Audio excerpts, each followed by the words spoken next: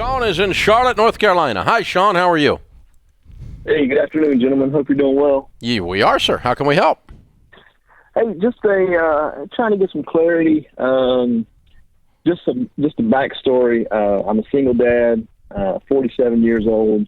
I have a $230,000 home. I still owe $132,000 on it. My salary is about $120 a year. I have currently in my savings $175,000. Now, I've done some research and I just kind of stumbled across you, and so I've been trying to follow the baby steps.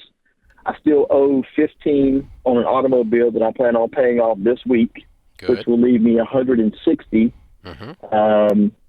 And in reading your direction and kind of following up with that, I guess my next step would be to put $35 into an emergency account, pay the rest on the home. But my question is this: I also have a senior who is going to soon start college, and I plan on moving out of that home in the next 4 years and buying another home on more land.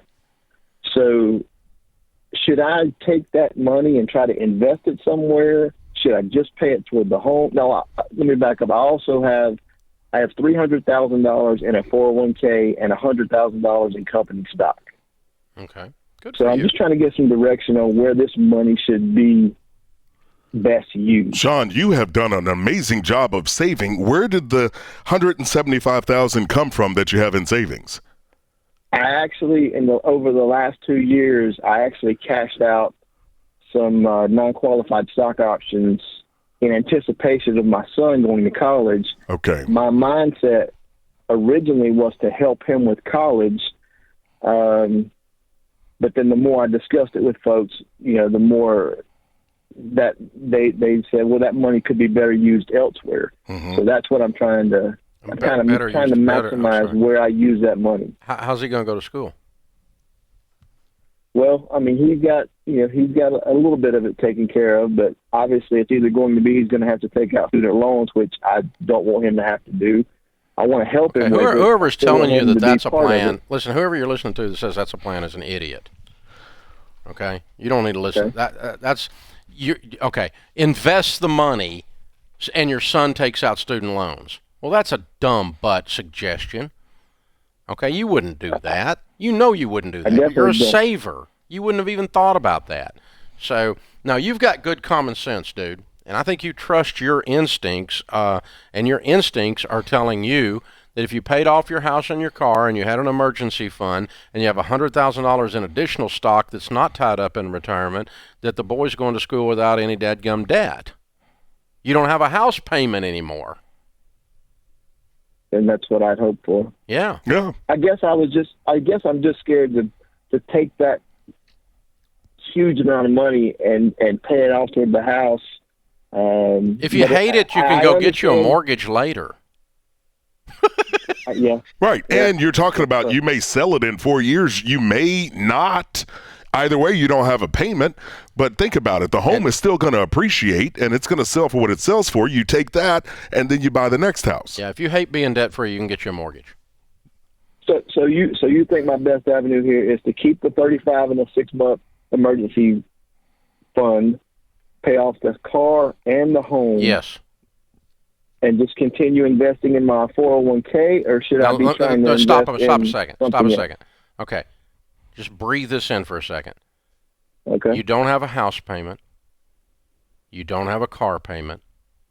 You have $35,000 plus $100,000 in stock plus your 401k. You make $120,000. Does that not feel peaceful to you? Oh, it's very peaceful. Yeah. And there's a reason for that is you need to do personal finance not just with your mind, but also with your heart, because your heart is where you measure risk, and people who leave risk out of these scenarios that they're suggesting to you are the ones that haven't lived life very long. And I'm old, so I've seen risk. I've done some stupid butt stuff in my life. I've seen risk, and you don't want risk. And so you're going to be a single dad with a paid-for house, making $120,000. What you can't cash flow on college, you can use some of that stock to do, and your son's going to go to school. When you get ready to move to that land, you're going to sell the house, and when you have the closing, you know what they're going to hand you? A check for all of it. You're not losing a dime. Mm-mm. Sean, does anyone else in your family own their home free and clear? May have lost him. This is a mindset change, Dave. And, I can imagine, too, you go from seeing that dollar amount sitting in the savings account, right, to now all of a sudden talking about using it. But just like you did, given the mindset of not having the car payment, not having the mortgage payment, then what?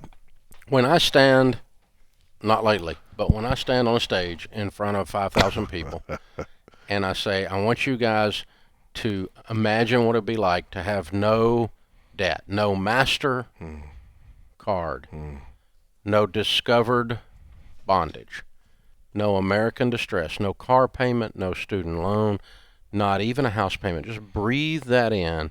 When there's a crowd that size, you can audibly hear the sigh. Yeah, sure can.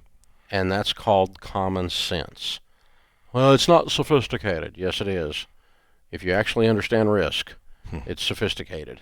It's more sophisticated than the dumb butt idea is to invest the money and take out a student loan. That's just straight up dumb butt. Yeah. I mean, that burns me up. Somebody telling that young guy to do that. He has done such a good job. Follow your instincts, Sean. Follow your instincts. They're telling you what to do, and follow through on it. You don't have to do it because we said do it. It's not like you're on the Dave Ramsey plan. This is your grandmother's plan. Yeah. Your grandmother would have done this. Well, most of your grandmothers. If not, maybe your grandfather. But I mean, still, the point is, it used to be called common sense. It's just not common anymore. Everybody tries to find some shortcut by going around the barn 6 times and do some kind of double backflip, sophisticated bullcrap. Microwave it, nuke it, make it happen quick. No shortcut to any place that's worth going. No, it isn't. This is a crock pot, baby.